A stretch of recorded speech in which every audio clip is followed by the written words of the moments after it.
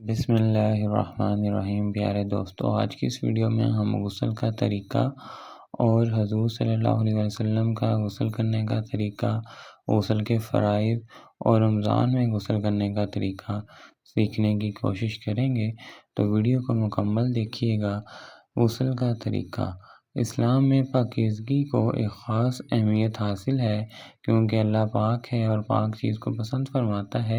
یہی وجہ ہے کہ اللہ پاک نے قرآن کریم میں ہر مومن کو ہر قسم کی نجاست سے پاک و صاف رہنے کا حکم دیا ہے۔ چنانچہ اللہ کریم ارشاد فرماتا ہے، اور اگر تمہیں نہانے کی حاجت ہو تو خوب ستھرے ہو لو۔ غسل کرنے کے لیے بغیر زبان ہلائے دل میں اسی طرح نیت کیجیے کہ میں پاکی حاصل کرنے کے لیے غسل کرتا ہوں۔ پہلے دونوں ہاتھوں کو 3 مرتبہ دھوئیے، پھر استنجے کی جگہ دھوئیے، خواہ نجاست ہو یا نہ ہو۔ پھر جسم پر اگر کہیں نجاست ہو تو اس کو دور کیجیے، پھر نماز کی طرح وضو کیجیے، مگر پاؤں نہ دھوئیے۔ ہاں، اگر چوکی وغیرہ پر غسل کر رہے ہیں تو پاؤں بھی دھو لیجیے۔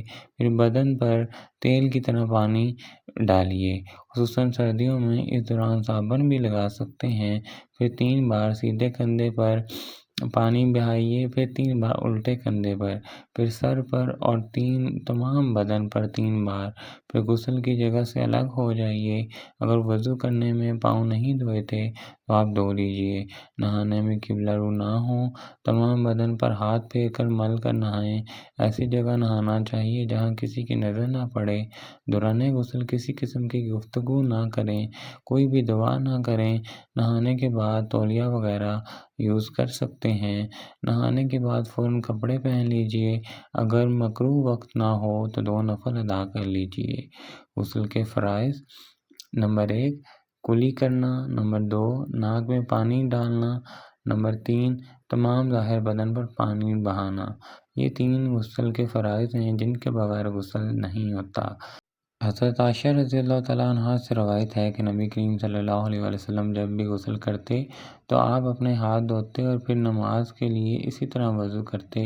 اس کے بعد اپنی انگلیاں پانی میں ڈال کر اپنے بالوں کی جڑوں کو حرکت دیتے اور پھر 3 مٹھی پانی اپنے سر پر ڈالتے اور پھر سارے بدن پر پانی بہاتے تھے۔ تو پیارے دوستو، یہ تو غسل کرنے کا طریقہ۔ رمضان میں غسل کرنے کا طریقہ روزے کی حالت میں ناپاکی کے غسل کی وہی طریقہ ہے جو عام حالات میں ہے۔ البتہ روزے کی وجہ سے ناک میں اوپر تک پانی ڈالنا اور کلی میں غرارہ کرنا درست نہیں ہے، اس لیے کہ ناک میں پانی ڈالنے یا غرارہ کرنے سے پانی حلق میں چلا گیا تو اس سے روزہ ٹوٹ جائے گا۔ لہٰذا صرف کلی کر لیں اور ناک میں پانی ڈال لیں تو غسل صحیح ہو جائے گا۔ افطاری کے بعد غرارہ کرنے یا ناک میں پانی چڑھانے کی ضرورت بھی نہیں ہوگی۔